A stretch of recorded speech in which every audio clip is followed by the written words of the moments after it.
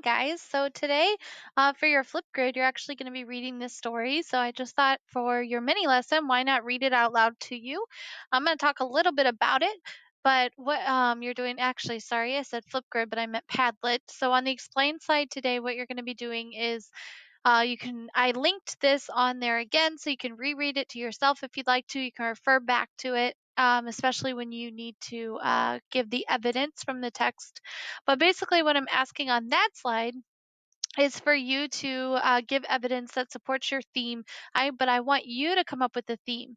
So make sure you watch yesterday's lesson if you haven't already, and I give you some sentence stems on there of what to use. How to come up with your own theme.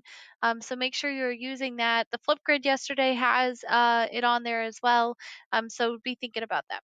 So you're going to come up with your own theme for this story, and then you're also going to tell me why you think it's that theme, and you're going to do that in the Padlet. The other thing I wanted to go over real quick with you is that when you go to do the Padlet, make sure that you're logging in. There's a place to log in, and you log in with your Google, because some of you are doing the Padlets by clicking the plus sign and entering like just your explanation, but you're not logging in, so your name's not showing up. It's just saying anonymous.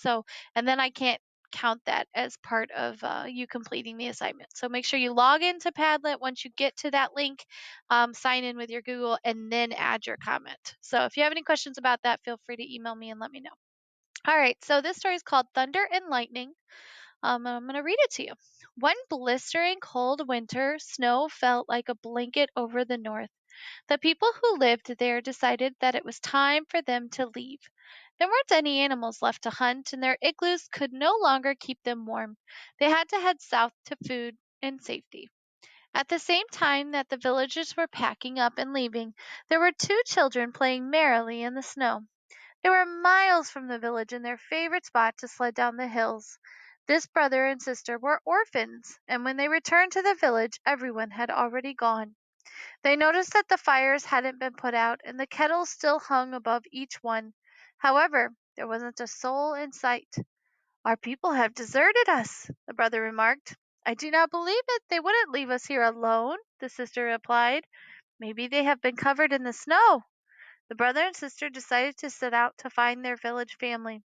They searched high and low for any signs of their people, and they faced the wind and the snow for hours. Sorry, make that go away. Go away. Not sure what this says, and I can't get it to move. They faced the wind and oh, stop it. They faced the wind and the snow for hours. I'm going to have to do this. The hours turned into days, and the brother and sister were, here we go. Goodness gracious, all the things. Ready to give up. They were exhausted and famished. Famished means they were very hungry. They hadn't slept or eaten in days. Oh, there it is. I am so cold, the sister cried to her brother. I can't feel my fingers. Do not worry, sister. We will figure this out. We just need to stick together. Just then, sister noticed a peculiar looking stone. It was protruding out from the immense snow pile that they were standing near. She reached for the stone and pulled it from its home in the snow. It's flint, she exclaimed. It was the most magnificent piece of flint that she had ever seen. She was ecstatic. Now they could make a warm fire. The brother began to jump up and down excitedly in his strong sealskin boots, and with each bound he came down.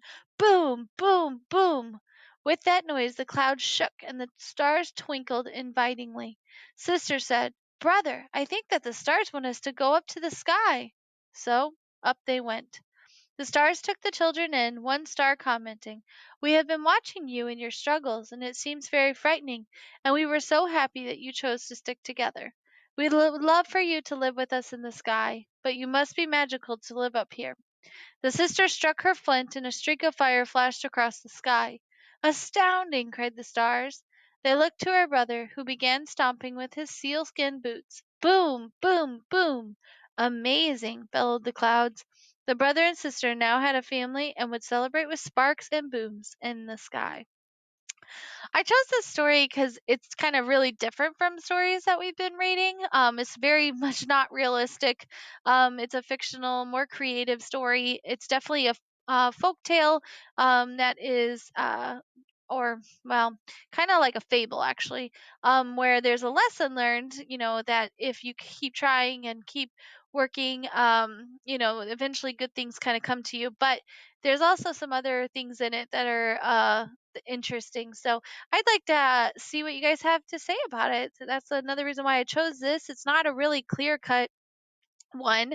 So I want you to take what you've learned from all week about theme, think about your theme category, which one it fits into, think about what the whole story is about, the central message, and in the end, what can we all take away from this story?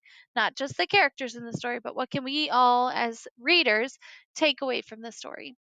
So you're going to read it and again to yourself using that link on the explain slide, and then you're going to just tell me in the Padlet, what do you think the theme of the story is? And then what are some evidence from the text that tells you that? Thanks for listening today and have fun reading.